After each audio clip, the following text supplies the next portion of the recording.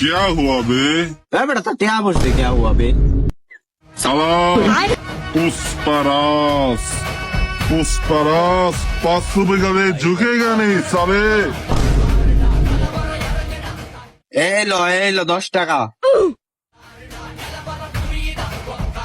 10 रुपए के लिए पुष्पा झुकेगा नहीं साला।